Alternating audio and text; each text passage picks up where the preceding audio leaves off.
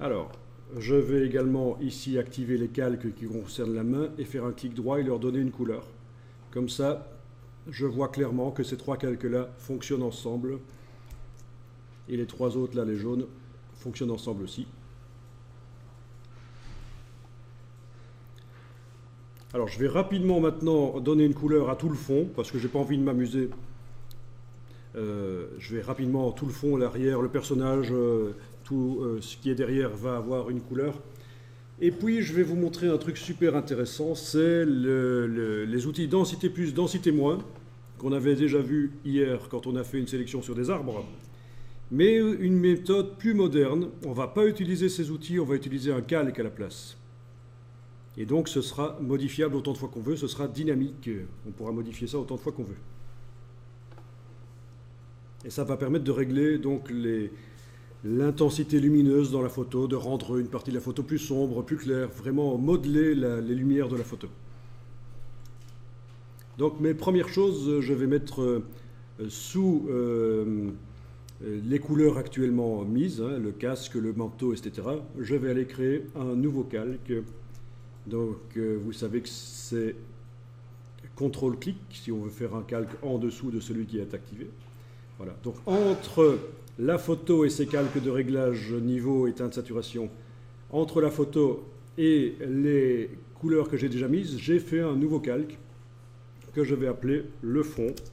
Voilà, le fond.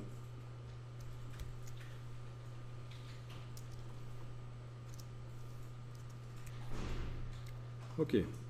Et alors je vais mettre une couleur sur le fond. Ok. Ah oui, avec le pinceau. Attention, le pinceau, parce que j'étais avec le mauvais outil là. Le pinceau, je mets une couleur sur le fond.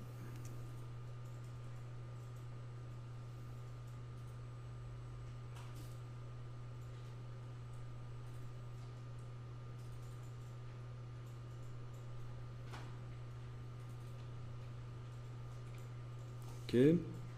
Le calque en mode couleur. Voilà.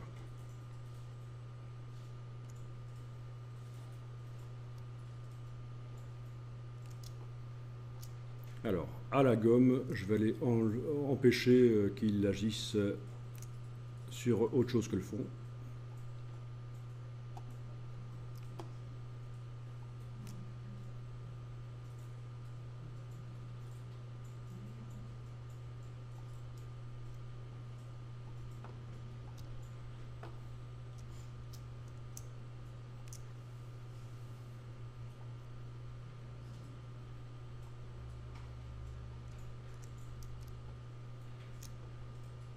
Ça va?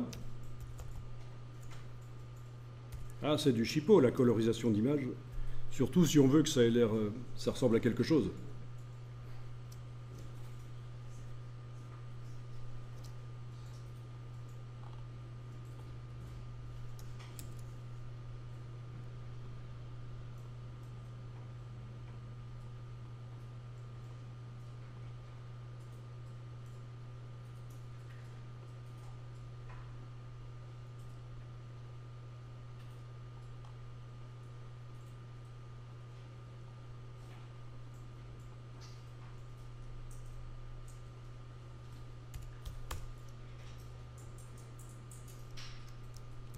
Voilà, et avec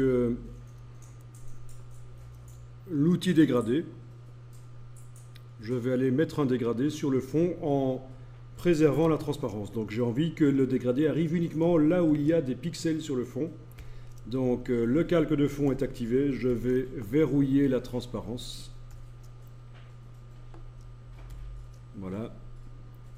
Et je trace un dégradé. Là c'était un dégradé du noir au blanc, donc forcément ça enlève tout, mais je peux aller cliquer à cet endroit-là et créer un dégradé comme je veux. On l'a déjà fait ça. Voilà, un dégradé spécial que je vais tracer. Voilà. Ok. Ben, il faut mettre au point son dégradé. Mais je pense que je vais bientôt arrêter là sur cette image parce que ça devient un peu trop complexe. On pourrait aussi parler des courbes de transfert de dégradé. Mais ça devient peut-être un peu trop complexe. Il y a aussi les calques de remplissage de type dégradé. Oui, ça peut être intéressant aussi. Plutôt que de mettre un dégradé avec l'outil dégradé, je peux créer un nouveau calque de remplissage de type dégradé. Voilà. OK. Le faire en sorte qu'il ne soit visible que sur le fond, touche Alt, et là je peux aller dynamiquement le modifier en double-cliquant sur lui, en allant changer le dégradé, etc., etc.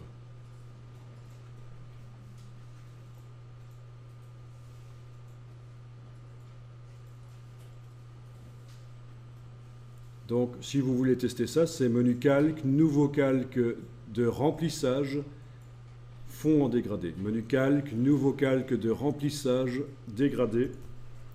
Ça fait un calque dégradé. Je fais en sorte qu'il n'agisse, qu'il ne soit visible qu'à l'endroit où il y a les pixels du fond. C'est donc la touche Alt. Si je double-clique sur sa partie gauche, ça ouvre une boîte. C'est un dégradé dynamique, modifiable.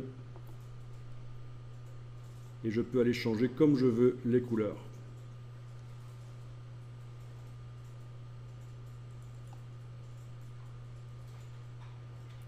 Et il y a de la transparence ici. Ah oui, il y a de la transparence. Oui, mon échantillon à gauche est transparent. Non. Celui à droite est transparent. Vous voyez, quand je clique sur l'échantillon du haut, là, j'ai la transparence. Voilà, ok, là ça ira tout de suite mieux.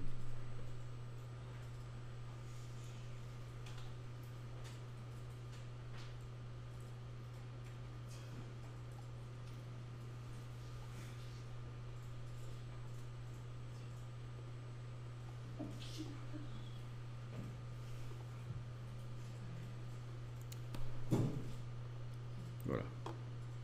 Etc., etc. Ok, on va aller modifier maintenant le modelé de la lumière dans cette image. Alors si ça n'a pas fonctionné pour vous, cette dernière chose, le fond, ben, vous enlevez l'œil en face et la suite marchera tout aussi bien. Si vous n'avez pas réussi à faire le fond, si c'est foireux, si c'est toujours rose ou quoi, vous enlevez les yeux et c'est bon. Si vous avez le fond en noir et blanc, pour ce qu'on va faire ici, ça marchera. Alors ce qu'on va voir maintenant fonctionne sur n'importe quelle photo, même une photo que vous venez d'ouvrir. Là, vous avez pris une photo, vous l'ouvrez, vous allez pouvoir modeler les lumières grâce à la technique qu'on va voir ici.